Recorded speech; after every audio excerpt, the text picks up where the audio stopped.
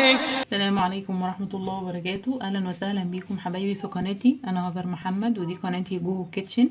لو أول مرة تشوفوا قناتي ياريت ما تنسوش اللايك والشير وتعملوا اشتراك أو سبسكرايب وفعلوا جرس التنبيهات على الكل عشان يوصل لكم كل جديد. النهاردة إن شاء الله هنعمل مع بعض كيكة البرتقال. شايفين ما شاء الله قد إيه كيك جميل، كيكة جميلة وهشة جدا. يلا يا حبايبي عشان نشوف مع بعضينا هنعمل ايه. ومعانا يا حبايبي مقادير كيكة البرتقال بتاعتنا. هنا معانا 4 بيضات. لازم يكونوا درجة حرارة المطبخ، يعني يكون لو كنت حطاهم في التلاجة تطلعهم قبلها بساعة كده. لازم كل حاجة ما تكونش ساقعة. ومعانا هنا 3 كوبايات دقيق، كيس بودر، كيس بودر اهو، وفانيليا، ومعلقة من الخل، وكوباية ونص من السكر، وتلات ارباع كوباية زيت. وهنا معانا بشر برتقان، معلقة صغيرة من بشر برتقان. ومعانا هنا عصير برتقان كوباية ونص.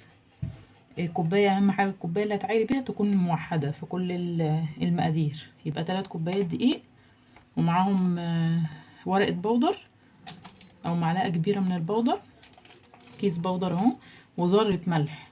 وهنا 4 بيضات، وهنحط عليهم الفانيليا. هنحط عليهم الفانيليا كده. بسم الله الرحمن الرحيم. وهنحط برضو معلقة كبيرة من الخل اهي، معلقة كبيرة من الخل.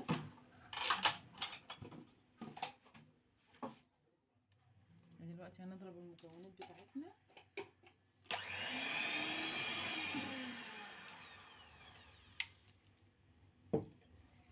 بسم الله الرحمن الرحيم.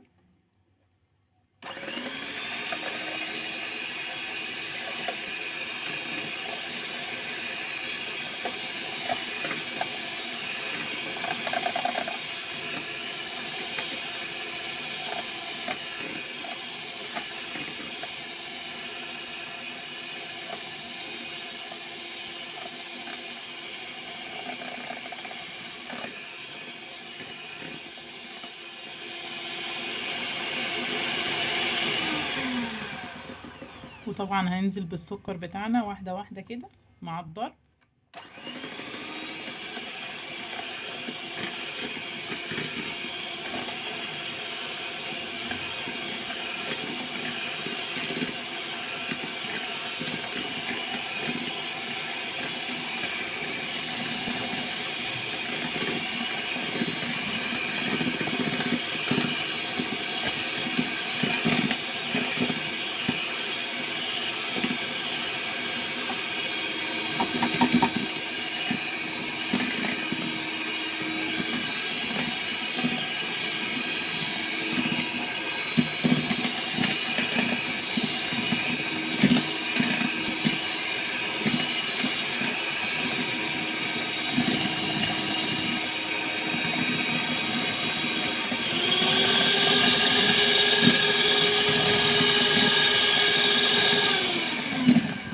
هحط يا حبايبي بشر البرتقال بتاعنا، وهفضل اقلب فيه لحد ما السكر بتاعنا يدوب كويس وارجع عليه.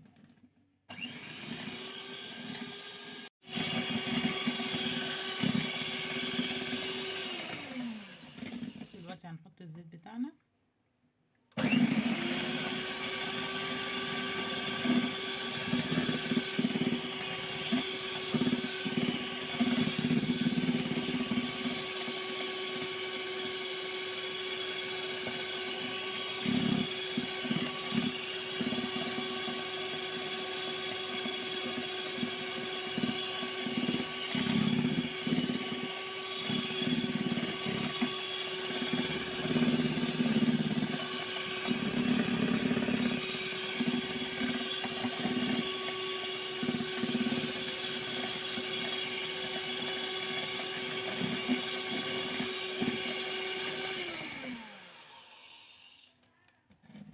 دلوقتي يا حبايبي بقى هنجيب الدقيق بتاعنا. احنا مش هنحط البرتقال دلوقتي. الدقيق بتاعنا نحط عليه ورقة البودر،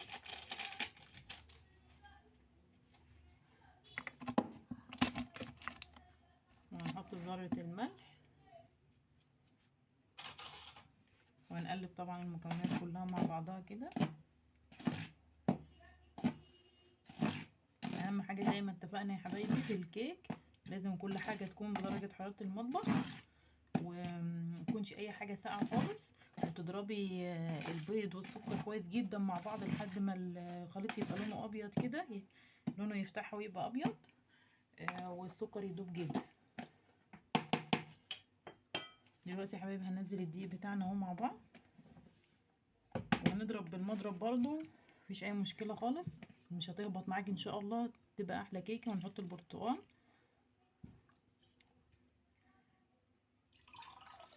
كوبايه ونص من عصير البرتقال، مش هحطه كله الا لما اضرب كده. بسم الله. اضربي الاول بالراحه كده عشان الدقيق ما يطيرش.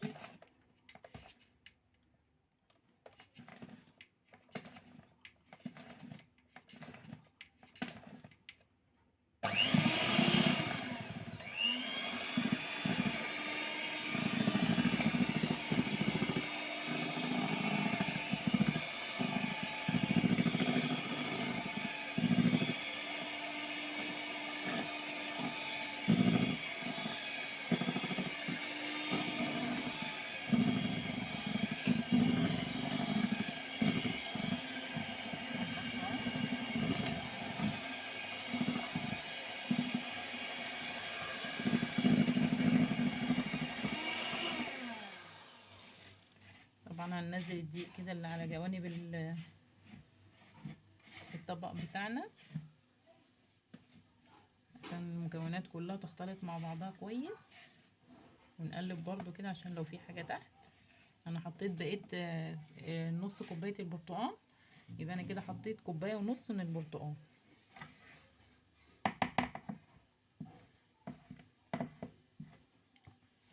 ما شاء الله وصفه ناجحه جدا، دايما بعملها ودايما ما شاء الله بتطلع جميله جدا جدا. ان شاء الله تعجبكم وتجربوها. هنضرب ضربه كمان كده. بسم الله.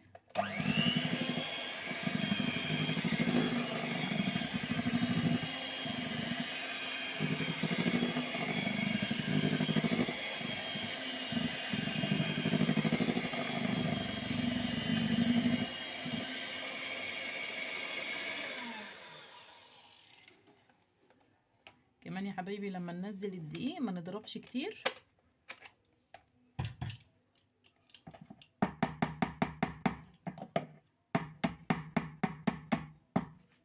بسم الله.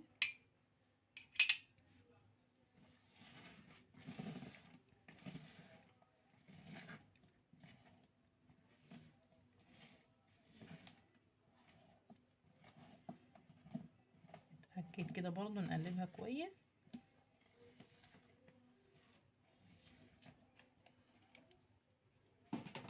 دلوقتي يا حبايبي معانا صينيه اهي، انا دهنها بالزبده كلها كده، دهنها بحته سمنه ورش عليها دقيق عشان تعمل طبقه ما تخليش الكيك يلزق مننا. هننزل الكيكه بتاعتنا كده. طبعا الفرن برضو نبقى مسخنينه قبل ما نبدا في الكيكه على درجه حراره 180، والكيكه بتخش طبعا على الرف الوسط، ما بنبقاش مشغلين الشعله بتاعه الفرن، بنبقى مشغلين ارضيه الفرن بس، وما نحطش الكيكه على الارضيه، نحطها على الشبكه اللي في الوسط. دي صينيه كبيره مقاس 32.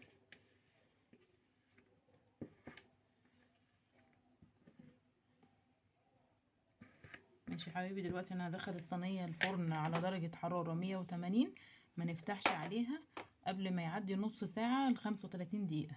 لو شميتي ريحتها تبداي تفتحي عليها وتبصي عليها تشوفيها استوت ولا لا، وتختبريها بسكينه رفيعه كده او خله او عود شيش طاووق او اي حاجه، تحطيها في كده وتطلعيها. لو طلعت نظيفه يبقى هي الكيكه كده ان شاء الله استوت، لو طلعت لسه فيها عجين يبقى لسه محتاجه شويه كمان. دلوقتي يا حبايبي ادخلها الفرن ونرجع مع بعضين نشوفها لما تخلص عامله ازاي. ادي يا حبايبي الكيكه بتاعتنا بعد ما خرجت من الفرن واختبرناها، طبعا حطينا سكينه جواها كده، سكينه طالعه نظيفه اهي ما شاء الله تبارك الله. الكيكه شوفوا عليت قد ايه، واسفنجيه طريه جدا، هي سخنه قوي. احنا دلوقتي ممكن نقلبها على طبق كده. بسم الله الرحمن الرحيم.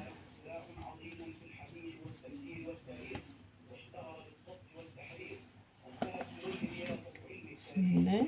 هي تخرج بكل سهولة عشان احنا دهنين الصينية بتاعتنا. بسم الله الرحمن الرحيم. بسم الله.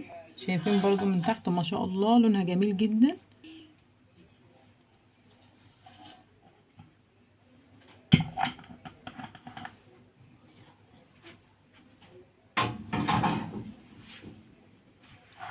ادي حبايب الكيكه بتاعتنا بعد ما خلصت،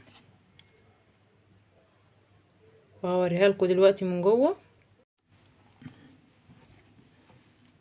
دلوقتي يا حبايبي انا هقطع لكم حته منها كده عشان نشوفها من جوه. بسم الله الرحمن الرحيم.